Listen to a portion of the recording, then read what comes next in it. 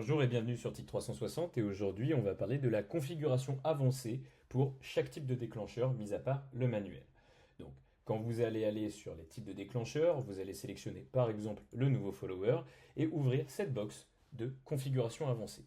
Vous allez pouvoir configurer à l'intérieur, dans chacun des types de déclencheurs, le cooldown global par seconde. Par exemple, je veux que pour tout le stream, cette action, donc ce déclencheur par exemple, que ça se fasse à un follow tous les 100 secondes.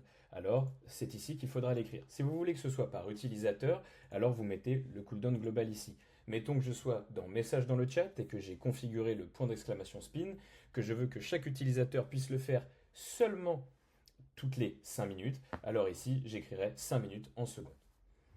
Pour ce qui est du filtre utilisateur, là vous allez pouvoir choisir si c'est toutes les conditions qui doivent être remplies ou au moins une des conditions ci-dessous. Vous allez pouvoir choisir un utilisateur spécifique, donc il faut que ce soit un utilisateur qui soit enregistré chez nous, donc un utilisateur qui a interagi avec votre stream quand vous avez stream avec notre application. Donc par exemple, prenons ce monsieur. Vous pouvez en ajouter plusieurs ou n'en ajouter qu'un.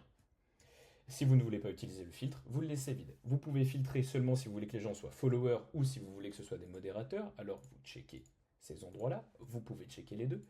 Vous pouvez mettre qu'il faut qu'ils aient un niveau de points requis que vous pouvez aller regarder ici dans votre audience.